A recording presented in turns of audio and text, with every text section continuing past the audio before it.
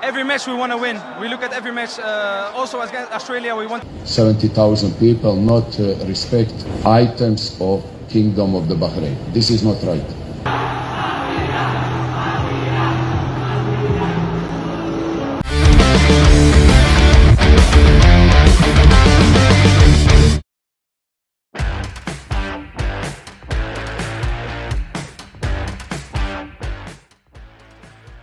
Bahrain harus mengakui keunggulan timnas Indonesia usai kalah 0-1 dalam laga ke-8 Grup C kualifikasi Piala Dunia 2026 zona Asia.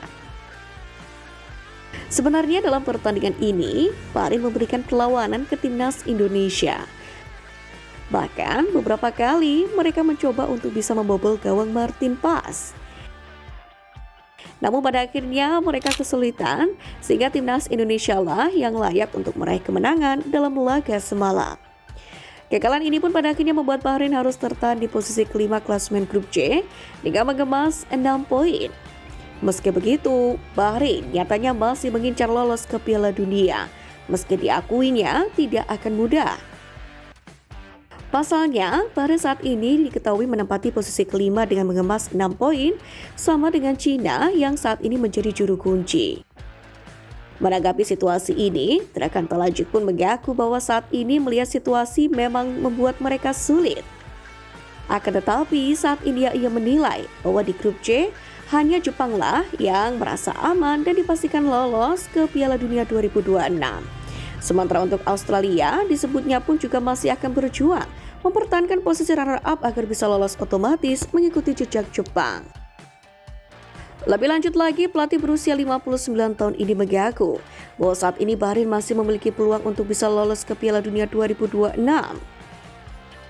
Hal ini karena untuk perebutan posisi ketiga dan keempat dianggapnya masih bisa berubah.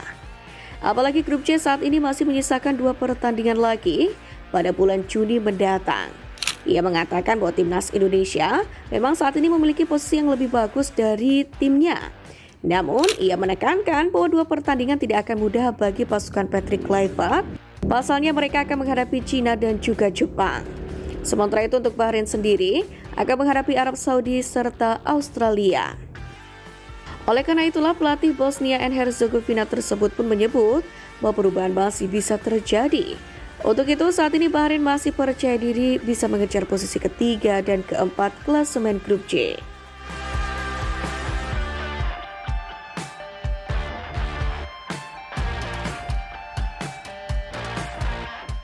Sementara terkait laga semalam, pelatih timnas Bahrain mengaku kecewa mendapatkan sambutan tak enak dari supporter Garuda di SUGBK. Bahrain diketahui mendapatkan cemoohan sepanjang laga, bahkan saat bus mereka memasuki stadion. Padahal Panpel telah menyediakan 2 barakuda untuk mengawal mereka menuju GBK. Di dalam stadion, para penonton meneriaki Bahrain dengan kata mafia. Ini imbas dari hasil 2-2 di Rifa pada pertemuan pertama yang diwarnai drama guling-guling mengulur waktu dan injury time kontroversial. Saya sangat sedih juga karena sekitar 60 ribuan orang di stadion nampak tidak menghormati negara kami. Saya tahu Indonesia harusnya bisa lebih baik dari ini, kata Talajik. Sementara terkait kekalahan yang diterima, pelatih asal Kroasia itu tak mau menyalahkan pemain. Ia kembali mengutarakan kekecewaannya terhadap penonton. Lantas saat disinggung apakah itu berarti pemainnya kena mental dengan seruan supporter tuan rumah, lagi-lagi Dragan Talajik menampiknya. Tidak, itu tidak mempengaruhi mental pemain saya. Atmosfernya bagus, itu bagus buat sepak bola. Tapi seperti yang saya bilang tadi, saya tidak terima jika 70 ribu orang di stadion tidak menghormati ikon atau kerajaan Bahrain. Ini tidak benar, tapi yang lainnya baik-baik saja. Demikianlah katanya. Namun rasanya berlebihan jika sindiran supporter Garuda terkait mafia disebut tak menghormati ikon kerajaan Bahrain. Pasalnya apa yang diekspresikan para supporter adalah cerminan sikap pengadil lapangan yang saat itu dianggap berat sebelah. Justru aksi lebih parah menghina simbol negara malah dilakukan oleh supporter Bahrain itu sendiri.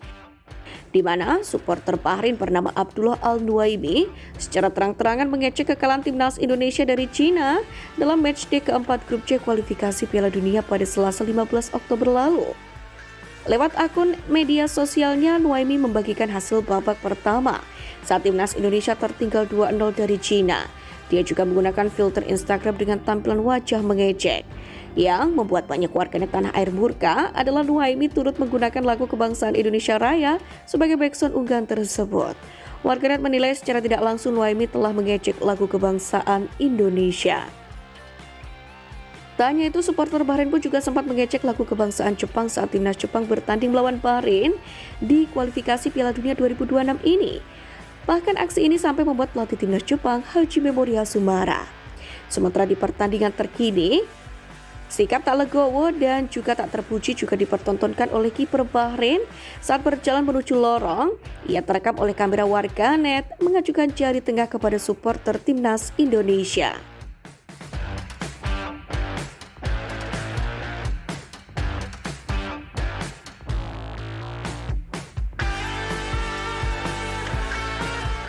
Terlepas dari huru-hara itu, kemenangan dramatis timnas Indonesia atas Bahrain di kualifikasi Piala Dunia 2026 mendapatkan sorotan dari kompetisi kasta teratas Liga Inggris Premier League. Di mana Premier League melalui akun Facebook resmi pun mengunggah foto Rizky Ridho yang sedang bersalaman dengan Patrick Kluivert. Dalam unggahan ini, Newcastle United sampai dibawa-bawa oleh mereka. Namun bukan mengkaitkannya dengan Rizky Ridho, melainkan mengkaitkannya dengan masa lalu sang pelatih timnas Indonesia yang pernah bermain untuk klub yang berasal dari The Toon. Unggahan tersebut pun mendapatkan like sebanyak lebih dari 15.000 dan dikomentari lebih dari 680 pengguna serta 29 kali dibagikan sampai berita ini dibuat. Menariknya, banyak komentar dari netizen tanah air yang kemudian memberikan pujian kepada Rizky Ridho, bukan Kluivert. Hal itu tak terlepas dari isu yang tengah beredar saat ini, di mana Rizky Ridho dituntut segera untuk berkarir abroad.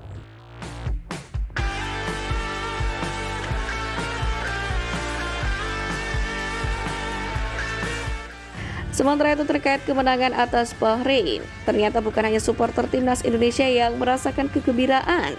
Siapa sangka media Cina pun juga merasakan kegembiraan sampai mengucapkan terima kasih kepada skuad Garuda.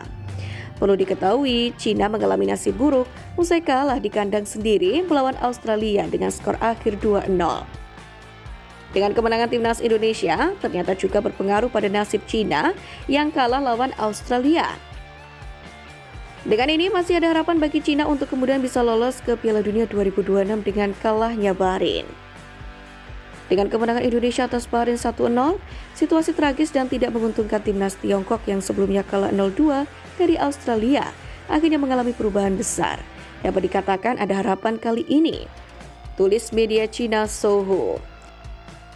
Menurut hitungan media Cina, Bahrain sendiri dianggap sebagai saingan utama di akhir babak ketiga kualifikasi.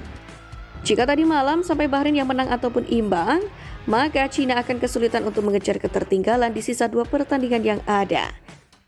Cina sendiri diketahui masih memiliki sisa pertandingan melawan Bahrain dan timnas Indonesia. Maka tak heran jika media Cina begitu berterima kasih kepada skuad Garuda yang telah mengalahkan Bahrain. Kekalahan ini akan sangat membantu bagi Cina untuk kemudian bisa mengincar posisi ketiga atau keempat sehingga bisa lanjut ke babak 4 kualifikasi Piala Dunia 2026.